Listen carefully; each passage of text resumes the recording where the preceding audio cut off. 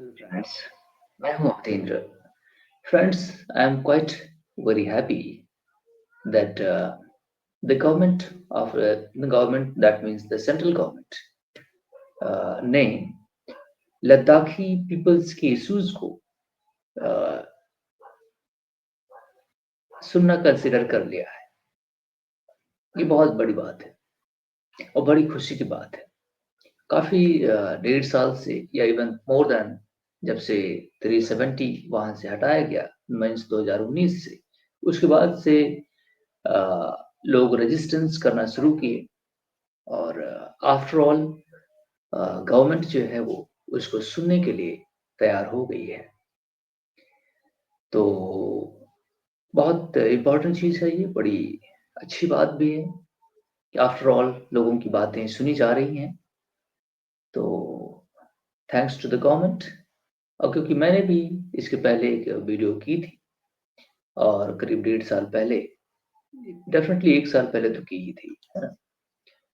तो जब वो प्रोटेस्ट चल रहा था, है ना, मिस्टर वांगचुक का, है ना, उस दौरान मैंने वीडियो की थी.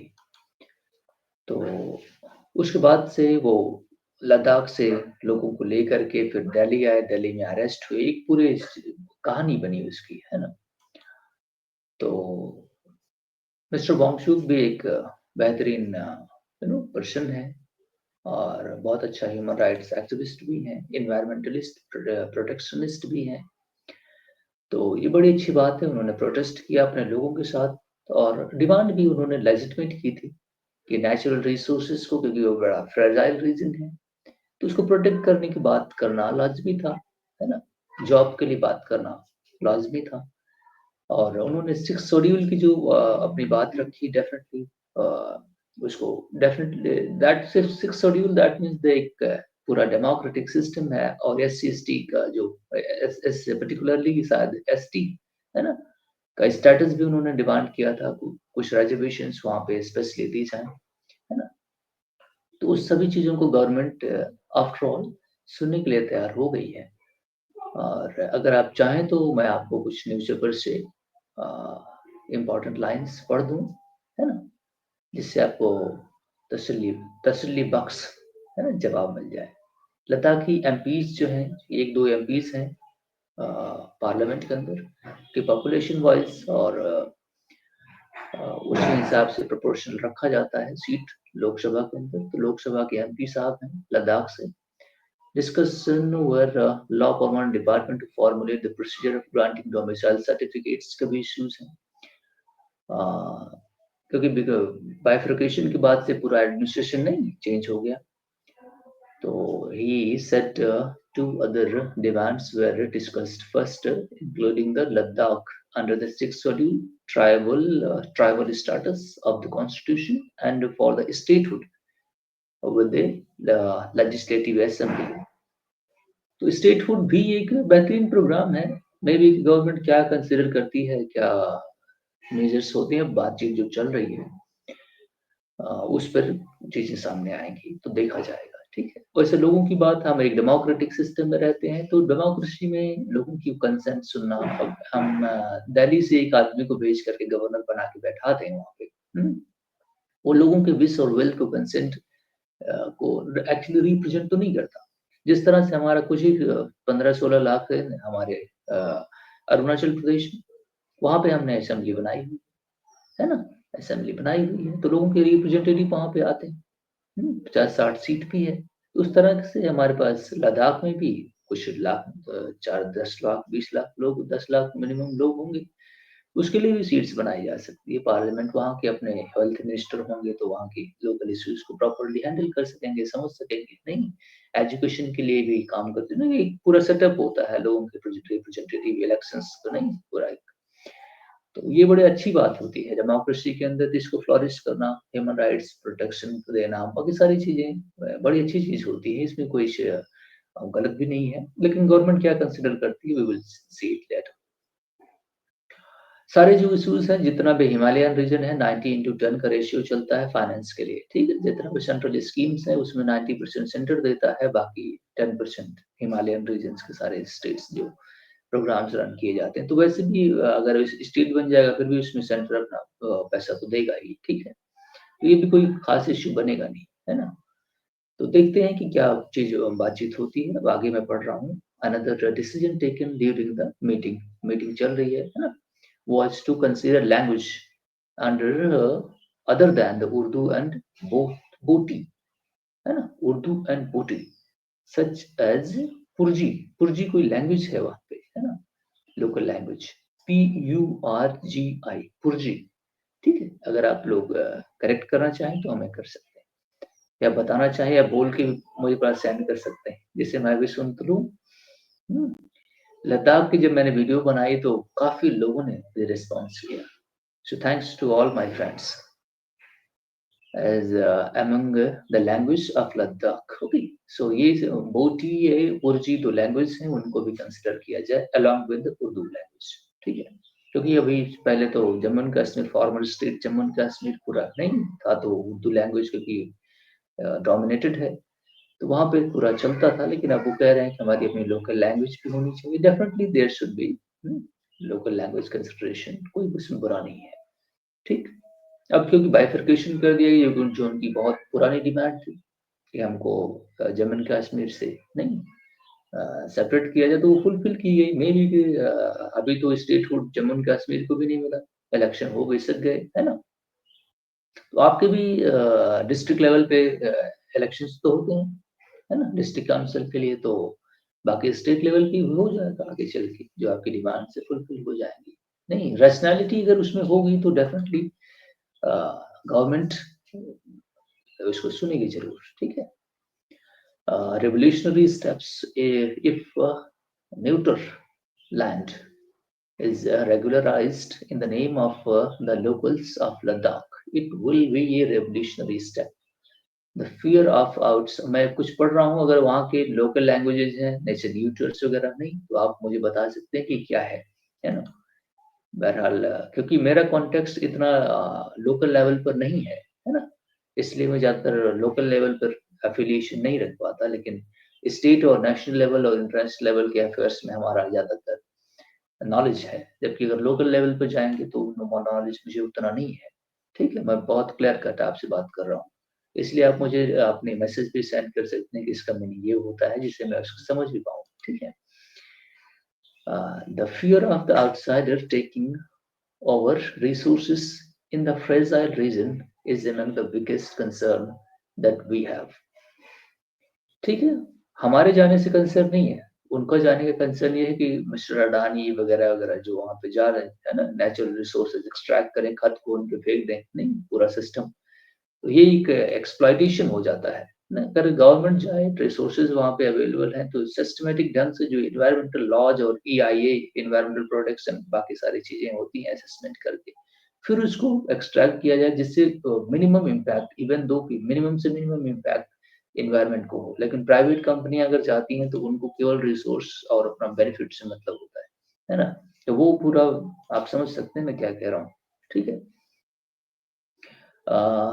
सजाद कारगिली भाई साहब हैं, Sajjad कारगिली of the Kargil Democratic Alliance, one of the civil society leaders holding talks with the ministry in the high powered committee जो मीटिंग चल रही है। According to the publicly available information, Leh district has over 14,400 acres of neuters land. The information for Kargil division is not available. Okay, Leh district का available है, कारगिल का नहीं है। Ladakh MP Mohammed Hanifa, okay, told the Hindu that the consensus had been reached on the domicile policy, following up on an early government assurance that 95% of government jobs 95% of government jobs should be reserved for the permanent residents or the natives of the Ladakhi people. आप अंग्रेजी समझ पाए? 97%, 97 मतलब हिंदी में क्या कहते हैं? 95% government job जो रिजर्व की जाए वो लद्दाखी पीपल के लिए हों, ठीक है? The definition of the domicile needed more clarity. Domicile हमारे कंट्री के अंदर उसके लिए नहीं, एक प्रॉपर क्लैरिटी चाहिए। डोमिसाइल किसको कहते हैं? डोमिसाइल और सिटीजनशिप में अंतर होता है। आप समझ लीजिए, डोमिसाइल उस पर्टिकुलर रीजन को कहते हैं जिसमें आप रह रहे होते हैं, और से 180 डेज से ज्यादा रहते हैं तो आप वहाँ के डोमिसाइल सर्टिफिकेट के लिए अप्लाई कर सकते हैं। We have to be clear. Okay. Domicile doesn't mean that कि आप सिटीजन हैं। ऐसा मेरा नॉलेज है। लद्दाखी लीडर्स इन द अगर आधार कार्ड आपके पास है फिर भी डजंट मीन दैट वो आपकी आइडेंटिटी को इंश्योर करता है। दैट डजंट मीन दैट कि आप सिटीजन हैं। सिटीजनशिप के लिए वो नहीं है।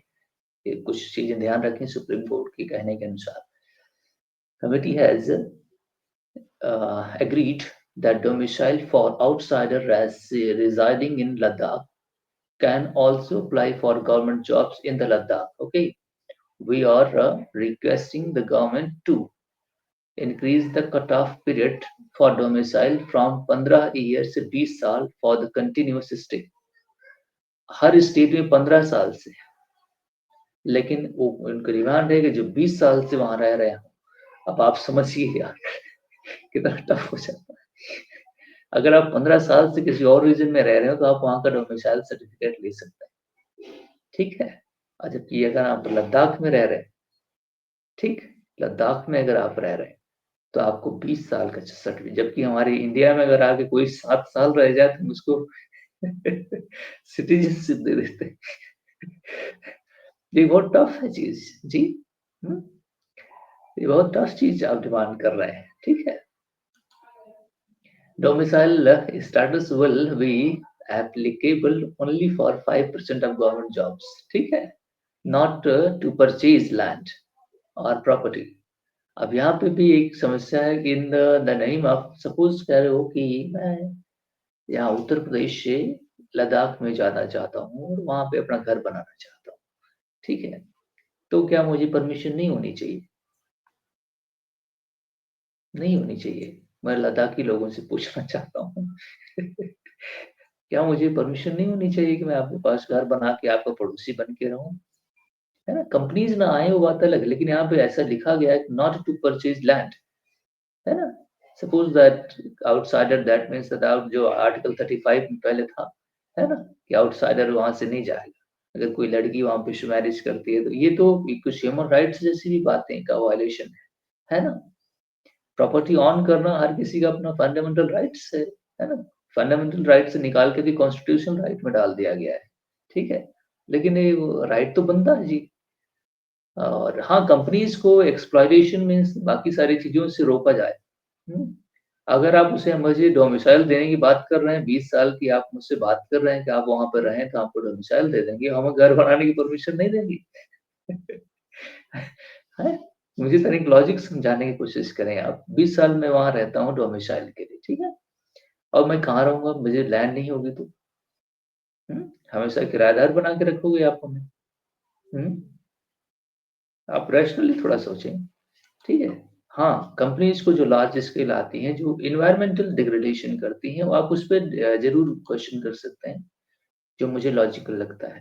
लेकिन आप मुझे रहने नहीं देंगे अपने पास अपना पड़ोसी बन के, ये तो थोड़ा हमारे साथ है ना चीज ठीक नहीं होगी मेरे हिसाब से।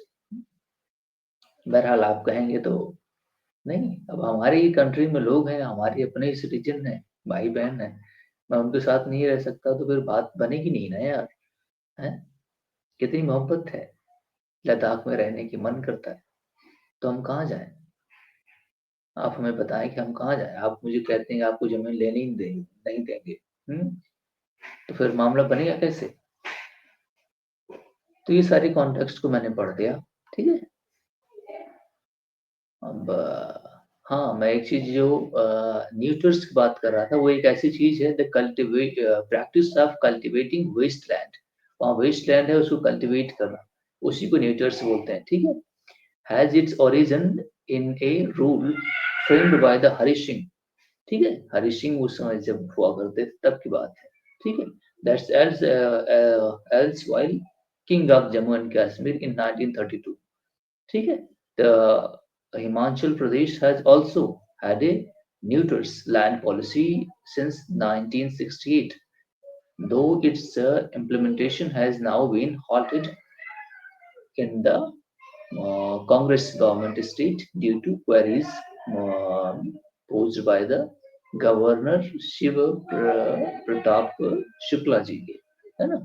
तो ये है, वहाँ पे कुछ वेस्ट लैंड्स हैं जिसको कल्टीवेशन किया जाता है, तो वहाँ पे वो डिमांड कर रहे हैं कि कुछ लद्दाख के अंदर डिस्ट्रिक्ट के अंदर 14,400 हेक्टेयर ऑफ न्यूट्रल लैंड है, ठीक है, लेकिन उसका अवेलेबल इंफॉर्मेशन कारगिल डिवीजन के लिए नहीं है अवेलेबल, ठीक है, उसके भी प्रोटेक्शन की वो डिमांड कर रहे हैं। तो बाकी सारी चीजें इस कॉन्टेक्स्ट में, ठीक है।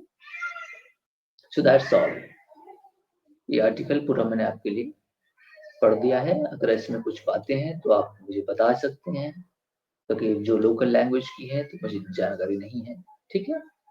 So thank you very much for watching my friends.